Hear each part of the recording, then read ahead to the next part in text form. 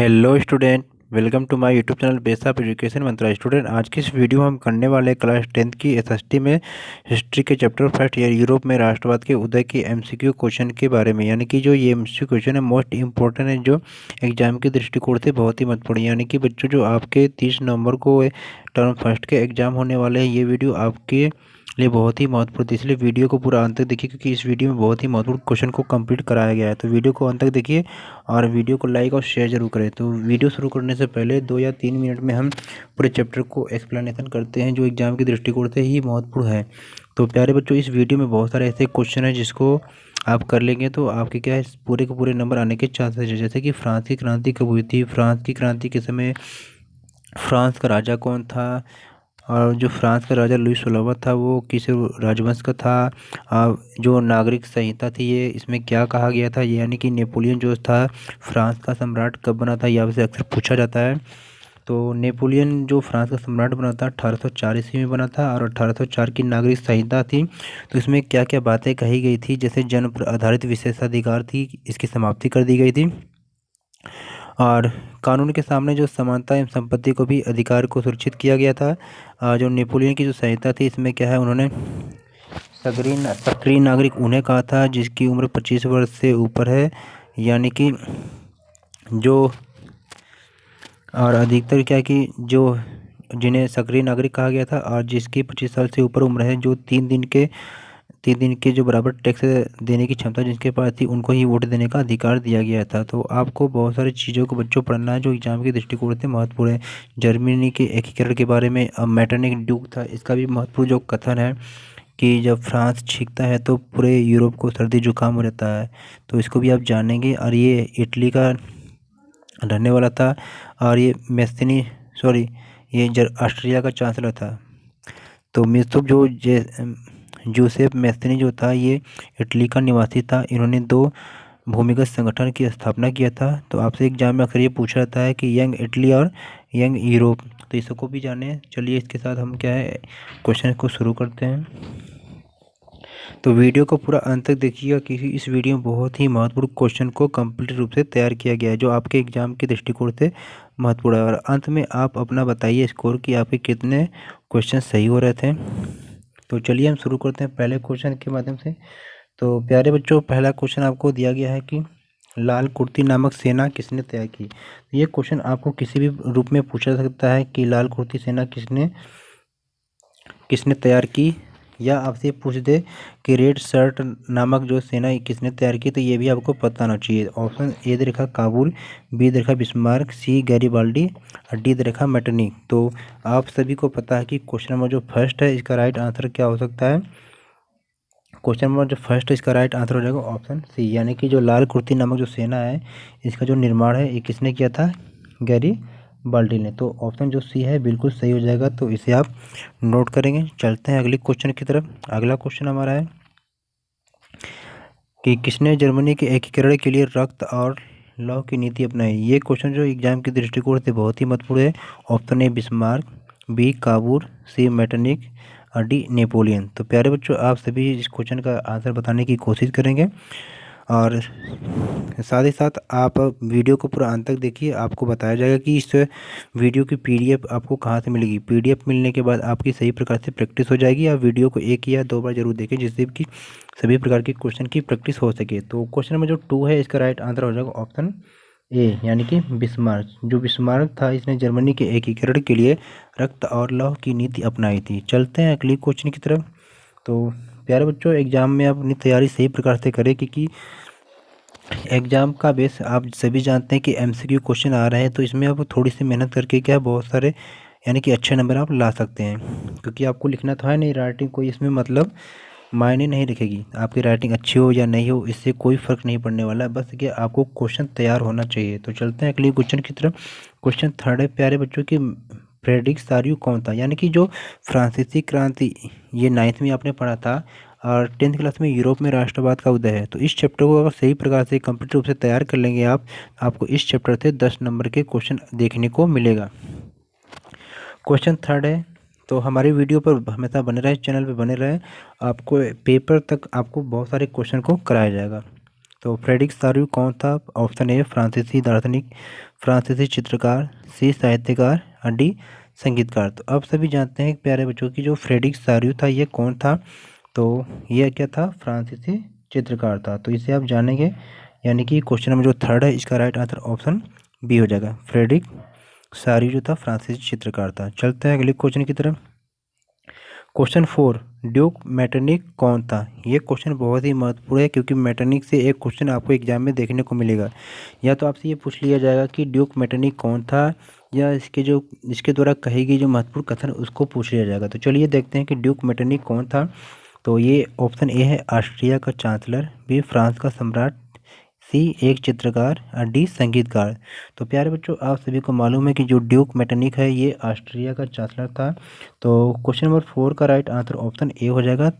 और साथ ही साथ आप एक ड्यूक मेटरनिक का एक महत्वपूर्ण जो कथन है इसे भी याद रखें कि अगर आपसे पूछा जाए कि किसने कहा था कि फ्रांस जब छींकता है तो पूरे यूरोप को सर्दी जुकाम होता है, तो ये भी कथन ड्यूक मेटरनिक का है। तो चलते हैं अगले क्वेश्चन की तरफ। क्वेश्चन नंबर 5 है कि शक्ति पृथक्करण का सिद्धांत किसने प्रतिपादित किया? तो प्यारे बच्चों ये भी क्वेश्चन एग्जाम के दृष्टिकोण से बहुत ही महत्वपूर्ण है। ऑप्शन के रूप में दे रखा है नेपोलियन, बिस्मार्क, काबूर, मॉन्टेस्क्यू। तो प्यारे बच्चों आप सभी इस क्वेश्चन का आंसर बताइए और लास्ट में कमेंट बॉक्स में आप बताएं कि आपके कितने क्वेश्चन सही हो रहे थे। तो चलिए हम देखते हैं क्वेश्चन नंबर जो 5 है इसका राइट आंसर हो जाएगा ऑप्शन डी, यानी कि शक्ति पृथक्करण का जो सिद्धांत है ये मॉन्टेस्क्यू के द्वारा दी गई थी। तो आप इसको जानेंगे। अब वीडियो को 1 या 2 बार जरूर देखें जिससे भी सारे क्वेश्चन आपको तैयार हो जाएं, क्योंकि एग्जाम में बहुत सारे क्वेश्चन रिपीट करते हैं। और साथ ही साथ आप अपने जो प्री बोर्ड में जो पेपर हुआ था उस प्री बोर्ड के जो पेपर है उसको भी आप देखेंगे। मॉर्निंग शिफ्ट का भी देख लीजिए बच्चे, और जो प्रैक्टिस सेट यानी सैम्पल पेपर दिया उसको भी आप देख लें। साथ ही साथ जो असेसमेंट वर्कशीट आती है प्यारे बच्चों उसको भी करते रहें, क्योंकि बहुत सारे क्वेश्चन इन्हीं में से आने वाले हैं। क्वेश्चन 6 है वियना कांग्रेस कब आयोजित की गई थी? Option A 1815, B 1816, C 1808, D 1820। तो प्यारे बच्चों आप सभी को पता होना चाहिए कि जो वियना कांग्रेस आयोजित की गई थी ये 1815 ईस्वी में की गई थी, यानी कि क्वेश्चन नंबर जो 6 है इसका राइट आंसर हो जाएगा ऑप्शन ए। तो कमेंट बॉक्स में अपने स्कोर ज़रूर बताएं। उम्मीद करते हैं कि जब आप सभी चैप्टर को आसानी से पढ़ लेते हैं तो क्वेश्चन जब आते हैं तो आप उसके आंसर कर लेते हैं। तो जब क्वेश्चन के आंसर हमें आते हैं तो कॉन्फिडेंस बढ़ता है। इसलिए अपनी तैयारी इस प्रकार से करें कि क्वेश्चन को सही प्रकार से कर सकें। अगर जो क्वेश्चन गलत होते हैं तो निराश होने की ज़रूरत नहीं है। वीडियो को 1 या 2 बार ज़रूर देखें, सभी प्रकार के क्वेश्चन आपको तैयार हो जाएंगे। क्वेश्चन नंबर 7 है जो हमने कहा था वही क्वेश्चन आ गया कि किसने कहा था कि जब फ्रांस छींकता है तो बाकी यूरोप को सर्दी जुकाम हो जाता है। कहने का तात्पर्य ये है कि जब कोई भी घटना फ्रांस में घटित होती है तो उसका जो प्रभाव है पूरे यूरोप में पड़ता है। तो इस कथन के अनुसार विकल्प दे रखा है ए महात्मा गांधी, बी मेटरनिक, सी नेपोलियन, डी काबूर। तो प्यारे बच्चों आप सभी फटाफट इसका आंसर बताएं, क्योंकि शुरू में ही आपको इस क्वेश्चन का आंसर बता दिया गया था। तो क्वेश्चन नंबर 7 का राइट आंसर हो जाएगा ऑप्शन बी, यानी कि ड्यूक मेटरनिक। यानी कि ड्यूक मेटरनिक का कथन है कि जब फ्रांस छींकता है तो बाकी यूरोप को सर्दी जुकाम हो जाता है। नेक्स्ट क्वेश्चन है क्वेश्चन नंबर 8। इस तरह के क्वेश्चन आपको एग्जाम में देखने को मिलेगा, यानी कि मिलान करने के लिए। तो आप इसे मिलान करेंगे कि सही मिलान की पहचान करना है, यानी कि नीचे दिए गए जो हैं इसमें से क्या है आपको जो सही मिलान है आपको करना है। तो चलिए देखते हैं कि Bismarck Italy, Mazzini Germany, Cavour Britain, Metternich Austria. तो फटाफट आप बताइए कि इसमें से कौन सा जो मिलान है वो बिल्कुल सही है। तो उम्मीद करते हैं कि आप लोगों ने सोच लिया होगा। तो क्वेश्चन नंबर 8 का राइट आंसर हो जाएगा ऑप्शन डी, यानी कि मेटरनिक। शुरू में ही हमने चर्चा कर लिया था कि मेटरनिक जो है ये ऑस्ट्रिया का चांसलर था। तो क्वेश्चन नंबर 8 का राइट आंसर ऑप्शन डी हो जाएगा। चलते हैं अगले क्वेश्चन की तरफ। और हाँ, वीडियो को लाइक ज़रूर करें। लाइक करने में आप बच्चे बहुत कंजूसी करते हैं, यानी कि जितने बच्चे देख रहे हैं प्लीज़ वीडियो को लाइक करें, क्योंकि बच्चे आप लोगों के लिए PDF तैयार करने के लिए, मैटर तैयार करने के लिए, क्वेश्चन तैयार करने के लिए बहुत समय लगता है। कई बुक को देखना पड़ता है। तो इसलिए आप इस वीडियो को लाइक करें और दोस्तों के साथ भी शेयर करें, और चैनल पर नए हैं तो सब्सक्राइब जरूर करें। चलते हैं अगले क्वेश्चन की तरफ। आपसे पूछा जा रहा है कि जालवेराइन किसका संघ था। तो ये भी क्वेश्चन आपसे प्री बोर्ड में पूछा था, हो सकता कि टर्म फर्स्ट के एग्जाम में भी पूछ ले। तो ऑप्शन है शुल्क संघ, किसानों का संघ, विद्रोहियों का संघ, यात्रियों का संघ। तो प्यारे बच्चों, इस क्वेश्चन का आंसर आप सोच लिए होंगे कि इस क्वेश्चन का आंसर क्या होगा। तो जलबराइन क्या था, एक शुल्क संघ था, यानी कि क्वेश्चन नंबर जो है 9 है, इसका राइट आंसर ऑप्शन ए हो जाएगा। तो उम्मीद करते हैं कि आप क्वेश्चन को सही प्रकार से कर रहे होंगे। चलते हैं अगले क्वेश्चन की तरफ। क्वेश्चन नंबर जो आपका है, क्वेश्चन नंबर जो 10 है कि काल्पनिक दुनिया के विचारधारा को निम्नलिखित में से कहा जाता है। यानी कि आपको बताना है कि जो काल्पनिक दुनिया की विचारधारा होती है, इनको क्या कहा जाता है। तो ए राष्ट्रवाद, बी साम्राज्यवाद, सी लोकतंत्र, डी यूटोपिया या कल्पना दर्श। तो उम्मीद करते हैं कि बच्चों आपने इसका आंसर सोच लिया होगा। तो चलिए देखते हैं इस क्वेश्चन का आंसर क्या होता है। तो इस क्वेश्चन का आंसर हो जाएगा ऑप्शन डी, यानी कि यूटोपिया, या इसे कल्पना दर्श भी कह सकते हैं। तो क्वेश्चन नंबर 10 का राइट आंसर ऑप्शन डी हो जाएगा। चलते हैं अगले क्वेश्चन की तरफ। वीडियो को 1 या 2 बार करके जरूर देख लीजिए, जिससे कि दिए गए जो सारे क्वेश्चन हैं आपको कंप्लीट रूप से तैयार हो जाए। चलिए मिलान करने वाला एक क्वेश्चन और आ गया कि सही मिलान की पहचान कीजिए, क्योंकि इस तरह के क्वेश्चन 1 या 2 आपको एग्जाम में देखने को मिलेगा। तो हम इस, और प्यारे बच्चों, ये जो आपके प्रत्येक सिंबल दे रखा है, तो इस सिंबल को आप सही प्रकार से करें, जिससे कि एग्जाम में क्वेश्चन आए तो आप कर सकें। तो प्यारे बच्चों, यहाँ पर मिलान दिया गया कि कौन सा सही मिलान है। तो जो सही मिलान है उसको तो हम बताएंगे ही, साथ जो गलत हो रहे हैं उसको भी बताएंगे। चलिए ऑप्शन ये आपका दे रखा है कि उगते हुए सूर्य की जो किरणें हैं ये किसका प्रतीक है। तो उगते हुए जो सूर्य की किरणें होती है ये किसका प्रतीक होती है। तो ये होती है, ये होते हैं आपके नए युग की शुरुआत की। तो टूटी हुई जो बेड़ियाँ होती हैं ये किसकी प्रतीक होती हैं, ये आज़ादी की प्रतीक होती हैं। बलूत की पत्तियाँ या मुकुट, तो बलूत की जो पत्तियाँ या मुकुट ये वीरता की प्रतीक होती हैं। और फिर भी इसीलिए, क्योंकि ये सारे मिलान गलत हैं, आपसे पूछा जा रहा है कौन सा सही मिलान है। तो इस हिसाब से आप देखा जाए तो जो सही मिलान हो जाएगा ऑप्शन डी, यानी कि जो तलवार है इसका जो अर्थ क्या होता है कि मुकाबले की तैयारी। तो जितने भी एक प्रतीक होते हैं तो इनको आप देखेंगे, क्योंकि इनमें से एक क्वेश्चन आपको देखने को मिलेगा। प्री बोर्ड में भी क्वेश्चन आए थे और टर्म फर्स्ट के एग्जाम में भी देखने को मिलेगा। जैसे टूटी हुई जो बेड़ियाँ होती है, इसका जो महत्व होता है ये आज़ादी मिलना। कहीं आपको बलूत पत्तियों का जो मुकुट दिखाई दे तो ये वीरता का प्रतीक है। तलवार मतलब मुकाबले की तैयारी है। और उगते हुए सूर्य की जो किरणें हैं ये एक नए युग की शुरुआत होती है। क्वेश्चन नंबर 12 की तरफ चलते हैं बच्चों। वीडियो को लाइक जरूर करें। चलिए देखते हैं, किस संधि ने यूनान को एक स्वतंत्र देश के रूप में मान्यता दी। हाँ, यानी क्वेश्चन पूछ रहा है कि वह कौन सी संधि थी जो यूनान को एक स्वतंत्र देश के रूप में मान्यता दी गई थी। ऑप्शन ए कुस्तुनतुनिया की संधि, वियना की संधि, वोस्तना की संधि, और निम्न में से कोई नहीं। तो प्यारे बच्चों, आपने इस क्वेश्चन का आंसर अपने मन में सोच लिया होगा, और अंत में आप ये ज़रूर बताएं कि आपके कितने क्वेश्चन सही हुए हैं और कितने गलत हुए हैं। और निराश होने की कोई ज़रूरत नहीं है, वीडियो को 1 या 2 बार ज़रूर देखें। तो क्वेश्चन नंबर 12 का राइट आंसर हो जाएगा ऑप्शन ए, यानी कि कुस्तुनतुनिया की जो संधि ने यूनान को एक स्वतंत्र देश के रूप में मान्यता दी। और कुस्तुनतुनिया की जो संधि थी ये 1832 में हुई थी, इसको भी आप जानेंगे बच्चों। चलते हैं अगले क्वेश्चन की तरफ। क्वेश्चन नंबर 13 है। वीडियो थोड़ी सी लंबी हो जाएगी, लेकिन बहुत ही महत्वपूर्ण क्वेश्चन है, पूरा वीडियो जरूर देखेंगे। क्वेश्चन नंबर 13, उस क्षेत्र का नाम बताइए जिसके निवासियों को स्लाव कहा जाता था। तो प्यारे बच्चों, ये जो क्वेश्चन है बहुत ही महत्वपूर्ण है, इसलिए प्री बोर्ड में भी ये क्वेश्चन आए थे। ऑप्शन ए बाल्कन, बी रोजस, सी सदान, डी निम्न में से कोई नहीं। तो प्यारे बच्चों, क्वेश्चन नंबर जो 13 है इसका राइट आंसर ऑप्शन ए हो जाएगा, यानी कि बाल्कन के निवासियों को स्लाव कहा जाता था।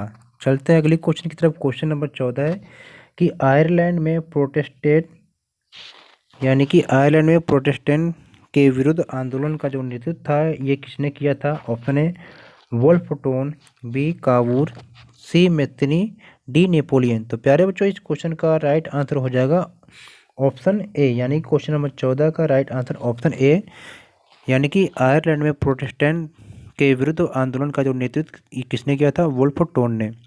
तो क्वेश्चन नंबर 14 का राइट आंसर ऑप्शन ए। चलते हैं अगले क्वेश्चन की तरफ। वीडियो को लाइक जरूर करें क्वेश्चन नंबर 15 है कि ऐसी सरकार या शासन व्यवस्था जिसकी सत्ता पर किसी प्रकार का कोई अंकुश नहीं होता है क्या कहलाता है। ये भी क्वेश्चन प्री बोर्ड में पूछा गया था। ऑप्शन ए लोकतंत्र, बी निरंकुशवाद, सी उदारवाद, डी राजतंत्र। तो प्यारे बच्चों इस क्वेश्चन का राइट आंसर आपने बिल्कुल सोच लिया होगा। जी हाँ, जो आप सोच रहे हैं वही इसका आंसर है, यानी कि निरंकुशवाद, यानी कि किसी पर अंकुश न हो। और हाँ बच्चों, इस वीडियो को पूरा अंत तक देखें, आपको बताया जाएगा कि इस वीडियो की पीडीएफ आपको कहाँ से मिलेगी, क्योंकि ये पीडीएफ मिल जाएगी तो आपको आपकी जो प्रैक्टिस है बहुत अच्छे प्रकार से हो जाएगी। क्वेश्चन नंबर 16 है कि फिलिप वेट निम्न में से क्या था, यानी कि कौन था या क्या था। तो साथ ही साथ ये चित्रकार था, दार्शनिक था, साहित्यकार, या निम्न में से कोई नहीं। तो प्यारे बच्चों क्वेश्चन नंबर 16 का राइट आंसर बिल्कुल आप सोच लिए होंगे हमेशा की तरह। तो चलिए देखते हैं क्या है होगा इसका आंसर। तो ये क्वेश्चन का आंसर हो जाएगा चित्रकार, यानी कि क्वेश्चन नंबर 16 का right answer option A. Question number 17 है, बहुत ही महत्वपूर्ण है, इसको आप क्या है अंडरलाइन करें, स्टार बना लें, क्योंकि ये पूछा जा सकता है। 1850 का जो डाक टिकट तैयार किया गया था, इसमें जो तस्वीर बनाई गई थी, यानी कि किसकी तस्वीर बनाई गई थी, जो फ्रांसीसी गणराज्य का प्रतिनिधित्व करती थी। यानी कि जो 1850 में डाक टिकट बनाया गया था उसमें किसकी तस्वीर बनाई गई थी, जो फ्रांसीसी गणराज्य का प्रतिनिधित्व करती है, यानी कि मारियाना का या जर्मेनिया का या उपरोक्त दोनों था या उपरोक्त में से कोई नहीं। तो उम्मीद करते हैं बच्चों इस क्वेश्चन का आंसर आपने बिल्कुल सही किया होगा। तो चलिए हम देखते हैं इस क्वेश्चन का आंसर क्या होगा। तो ऑप्शन ए यानी कि मारियाना। चलते हैं अगले क्वेश्चन की तरफ। क्वेश्चन नंबर 18 है, तो टूटी हुई बेड़ियाँ किसका प्रतीक है। तो इस तरह के जो क्वेश्चन है इसमें से ज़रूर पूछा जाएगा, इसलिए क्वेश्चन को तैयार ज़रूर करें, गलती ना होने पाए। क्योंकि जो एक एक क्वेश्चन आप गलती करते हैं तो आपके स्कोर कम हो जाएंगे, क्योंकि जो क्वेश्चन आसान है तो वो गलत नहीं होना चाहिए आपसे। तो क्वेश्चन ए का ऑप्शन ए होगा आज़ादी मिलना, शांति की चाह, मुकाबले की तैयारी, नए युग की शुरुआत। तो आप सभी को पता होना चाहिए कि क्वेश्चन नंबर जो 18 है, 18 है, इसका राइट आंसर हो जाएगा आज़ादी मिलना, यानी कि ऑप्शन ए बिल्कुल सही हो जाएगा, आज़ादी मिलना। तो शांति की चाह ये किसका प्रतीक हो सकता है। तो तलवार पर जो लिपटी जैतून की डाली होती है, यानी कि तलवार पर लिपटी जैतून की जो डाली होती है, ये क्या है, शांति की चाह। अब मुकाबले की तैयारी अभी हमने पढ़ा था, ये तलवार होती है, तलवार का प्रतीक है। और नए युग की जो शुरुआत है, ये उगते सूर्य की जो किरणें हैं, ये उसका है। तो उम्मीद करते हैं कि बहुत सारे क्वेश्चन आपके तैयार हो रहे हैं, और साथ ही साथ अपनी कॉपी में भी नोट करते चले, क्योंकि तैयारी का मतलब ये नहीं कि केवल वीडियो देख लिया या पीडीएफ से पढ़ लिया, साथ ही साथ कॉपी में नोट करते चलिए और एग्जाम से पहले उसको पढ़िए। क्वेश्चन 19 है कि कुस्तुनतुनिया की संधि कब हुई थी। अभी हमने पढ़ा था 1832 में, 40 में, 45 में, 50 में। तो ज़्यादा समय न गवाते हुए देखते हैं इसका क्वेश्चन आंसर होगा ऑप्शन ए, यानी कि कुस्तुनतुनिया की संधि 1832 में हुई थी। चलते हैं अगले क्वेश्चन की तरफ। क्वेश्चन 20, वाटरलू का युद्ध कब हुआ था।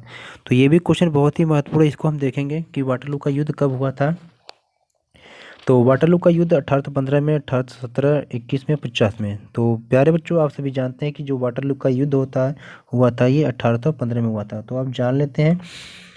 तो ये जो नेपोलियन था, ये जब फ्रांस का सम्राट बना था, तो ये इसकी साम्राज्यवादी नीति के कारण बहुत जो आसपास के जो राज्य यानी कि देश कह लीजिए, तो वो इनसे परेशान थे, क्योंकि वो सोच रहे थे शायद जो नेपोलियन है उनके राज्य पर भी कब्जा कर लेगा। तो इंग्लैंड, प्रशा, ऑस्ट्रिया, इंग्लैंड इत्यादि ये सब सारे इन्होंने क्या किया कि मिलकर क्या है ये नेपोलियन से युद्ध किया, वाटरलू का युद्ध, और इसमें क्या है नेपोलियन की पराजय हुई। तो इसको भी अब जानेंगे। क्वेश्चन नंबर 20 का राइट आंसर ऑप्शन ए।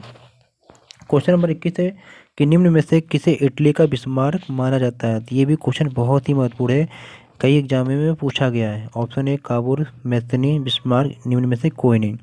तो प्यारे बच्चों क्वेश्चन नंबर 21 का राइट आंसर आपने बिल्कुल सोच लिया होगा। जी हाँ, जो आप सोच रहे हैं वही है, यानी कि ऑप्शन ए, यानी कि इटली का जो बिस्मार्क है काबुल को माना जाता है। चलते हैं अगले क्वेश्चन की तरफ। क्वेश्चन 22, वर्साय में हुए एक समारोह में प्रशा के किस राजा को जनवरी 1871 में जर्मनी का सम्राट घोषित कर दिया गया। ये क्वेश्चन एग्जाम की दृष्टिकोण से बिल्कुल महत्वपूर्ण है। तो चलिए देखते हैं कि इस क्वेश्चन का राइट आंसर क्या हो सकता है। तो इस क्वेश्चन का जो राइट आंसर हो सकता है, यानी कि ऑप्शन ए दे रखा है विलियम प्रथम, यानी कि क्वेश्चन नंबर जो 22 है इसका right answer option A William प्रथम। चलते क्वेश्चन 23 की तरफ। निम्न में से किसे 1861 में एकीकृत इटली का राजा घोषित किया गया? तो प्यारे बच्चों, इस क्वेश्चन का राइट आंसर इसमें हो जाएगा क्वेश्चन नंबर 23 का राइट आंसर ऑप्शन ए, यानी कि इमैनुएल द्वितीय। क्वेश्चन 24 है, जर्मनी का एकीकरण के रूप में किसे जाना जाता है? Option A Bismarck, B Mazzini, C Cavour, D इनमें से कोई नहीं। तो उम्मीद करते हैं कि आपने इस क्वेश्चन का आंसर सोच लिया होगा। तो चलिए हम देखते हैं कि इसका आंसर क्या होगा, यानी कि क्वेश्चन नंबर 24 का ऑप्शन ए बिस्मार्क। क्वेश्चन 25 है, आंखों पर पट्टी बांधे हुए हाथ में तराजू लिए हुए महिला किसका प्रतीक है? तो प्यारे बच्चों, आप इस प्रतीक का अर्थ बहुत अच्छे तरीके से समझ गए होंगे, क्योंकि मूवी में भी आप देखते हैं अदालत में एक महिला होती है, उसकी आंखों पे पट्टी बंधी रहती है और वो हाथ में तराजू ली होती है। तो इसका अर्थ आप जान ही गए होंगे क्या होता है। ऑप्शन ए समानता, स्वतंत्रता, न्याय, धर्मनिरपेक्षता। तो उम्मीद करते हैं कि आपका ये क्वेश्चन गलत नहीं हुआ होगा।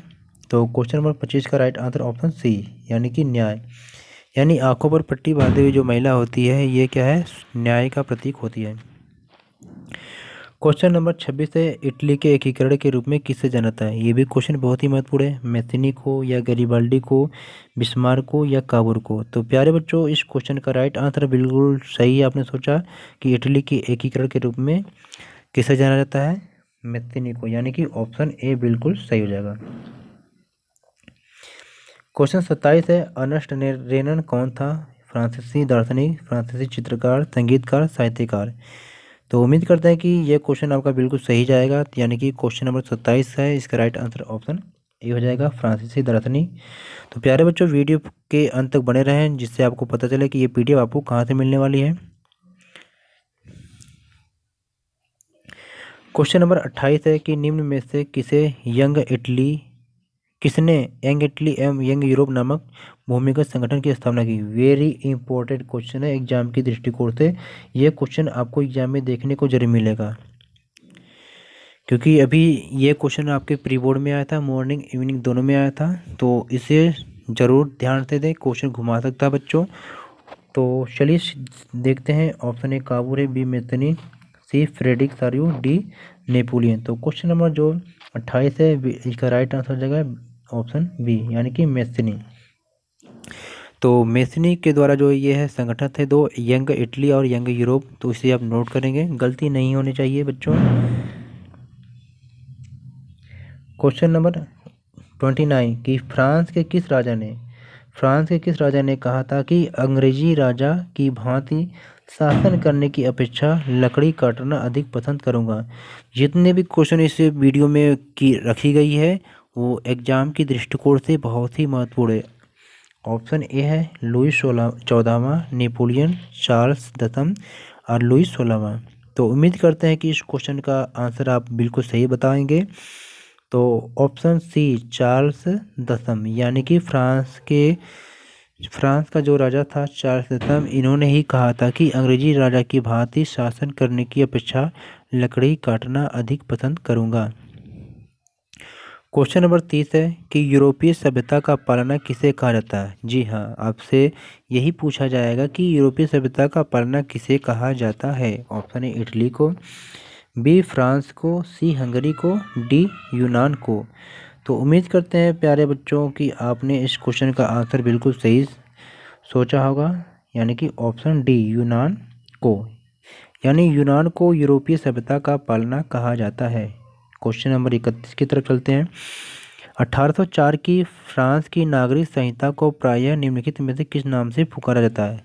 यानी कि जो 1804 में फ्रांस में नागरिक संहिता जो स्थापित की गई थी, इसको और किस नाम से जानते हैं? हिटलर की संहिता से, या वियना की संहिता से, या बिस्मार्क की संहिता से, या डी नेपोलियन की संहिता से? तो अभी हमने पहले ही डिस्कस कर लिया है कि इस क्वेश्चन का राइट आंसर होगा ऑप्शन डी नेपोलियन की सभ्यता, यानी कि जो 1804 की फ्रांस की नागरिक संहिता थी इसको नेपोलियन की संहिता के नाम से भी जानते हैं, यानी कि क्वेश्चन नंबर 31 का right answer option D. Question number 32 है, स्वतंत्रता, समानता और बंधुत्व की जो भावना है को जन्म जो दिया था, यानी कि स्वतंत्रता, समानता और बंधुत्व की जो भावना है, भावना को जो जन्म दिया था, ये किसने दिया था? तो ऑप्शन ए अमेरिकी क्रांति ने, रूसी क्रांति ने, फ्रांसीसी क्रांति ने, जापान की क्रांति ने। तो आप सभी जानते हैं कि स्वतंत्रता, समानता, बंधुत्व ये जो थी, ये फ्रांसीसी क्रांति की देन थी। तो ये भी क्वेश्चन बहुत एक बार एग्जामों में पूछता है। तो चलते हैं अगले क्वेश्चन की तरफ। जी हाँ, देखिए क्वेश्चन ये भी पूछ दिया, ऐसे भी क्वेश्चन आपसे एग्जाम में पूछा जा सकता है कि टैली क्या है, तो जानेंगे आप। तो टैली क्या था? एक भूमि कर था या सामंती कर, धार्मिक कर, नमक कर। तो आप सभी को पता होना चाहिए कि जो टैली है ये एक प्रकार का क्या भूमि कर था, यानी कि ऑप्शन ए बिल्कुल सही हो जाएगा। क्वेश्चन 34 है कि बैंक ऑफ फ्रांस की स्थापना किसने किया? तो क्वेश्चन नंबर जो 34 है, बिल्कुल इसका सही आंसर होगा ऑप्शन ए, यानी कि नेपोलियन बोनापार्ट। क्वेश्चन 35 है कि फ्रांस में स्वतंत्रता का प्रतीक किसे माना गया है, यानी कि फ्रांस में जो है स्वतंत्रता का प्रतीक किसे माना गया है? तो ऑप्शन ए है मारियाना को, जर्मेनिया को, शासक को या डाक टिकट को। तो सभी आप जानते हैं कि फ्रांस में स्वतंत्रता का जो प्रतीक है वो किसको माना गया है? मारियाना को। तो ये भी क्वेश्चन में आया था। क्वेश्चन है 36 है कि निम्नलिखित में से जर्मन राष्ट्र का रूपक या प्रतीक थी, यानी कि निम्न में से कौन सा या कौन जर्मन राष्ट्र का रूपक या प्रतीक थी? मारियाना थी या जर्मेनिया या पेड़ की पत्तियां या डाक टिकट। तो प्यारे बच्चों, आप सभी को पता होना चाहिए कि क्वेश्चन नंबर जो 36 है, इसका राइट आंसर बिल्कुल हो जाएगा ऑप्शन बी, यानी कि जर्मेनिया। क्या हो जाएगा बच्चों? जर्मेनिया। क्वेश्चन नंबर 37, फ्रैंकफर्ट संसद का गठन कब हुआ था? 1848 में, 49 में, 50 में और 59 में। तो क्वेश्चन नंबर 37 का राइट आंसर ऑप्शन हो जाएगा ए, यानी कि 1848 में। क्वेश्चन 38 है कि जर्मनी के एकीकरण का जो प्रयास है निम्नलिखित में से किस देश के द्वारा किया गया था? फ्रांस के द्वारा या ऑस्ट्रिया या प्रशा या इटली। तो आप सभी को पता होना चाहिए कि जो जर्मनी की जो एकीकरण का जो प्रयास था ये प्रशा के द्वारा किया गया था। क्वेश्चन नंबर 38 का right answer option C. Question 39 है कि जर्मनी के एकीकरण के लिए निम्नलिखित में से किस सम्मेलन को बुलाया गया था? वियना को या फ्रैंकफर्ट पार्लियामेंट, ड्यूमा, लास्तीन। तो क्वेश्चन नंबर जो 39 है, इसका आंसर हो जाएगा ऑप्शन बी, यानी कि फ्रैंकफर्ट पार्लियामेंट। तो क्वेश्चन नंबर 39 का right answer option B. Question number 40 है बच्चों की 18वीं सदी में ऑस्ट्रिया हंगरी पर शासन करने वाला साम्राज्य निम्नलिखित में से कौन था? ऑप्शन ए रूसी साम्राज्य, बी जर्मनी साम्राज्य, सी इटालियन साम्राज्य, डी हैम्सबर्ग साम्राज्य। तो क्वेश्चन नंबर जो 40 है, इसका राइट आंसर हो जाएगा ऑप्शन डी, यानी कि हैम्सबर्ग साम्राज्य। क्वेश्चन 41 है कि जूसेपे मैस्सिनी और गैरिबाल्डी का संबंध किस देश से था? ए इटली से, बी जर्मनी से, सी फ्रांस से, डी ब्रिटेन से। तो क्वेश्चन नंबर जो है 41 है, इसका राइट आंसर बिल्कुल हो जाएगा कि जूसेप मैस्सिनी और गैरिबाल्डी का संबंध इटली से था, यानी क्वेश्चन नंबर 41 का right answer option A. Question number जो 41 क्वेश्चन 32 है कि यूनान को एक स्वतंत्र राष्ट्र के रूप में मान्यता कब और कैसे मिली? ऑप्शन ए 1815 की वियना संधि द्वारा, 1819 की वर्साय की संधि द्वारा, 1804 की नागरिक संहिता द्वारा, 1832 की कुस्तुनतुनिया की संधि द्वारा। तो प्यारे बच्चों, क्वेश्चन नंबर जो 42 है, इसका राइट आंसर ऑप्शन डी सही हो जाएगा, यानी कि 1832 की कुस्तुनतुनिया की संधि के द्वारा। क्वेश्चन 43, जर्मनी के एकीकरण की प्रक्रिया के जनक कौन माने जाते हैं?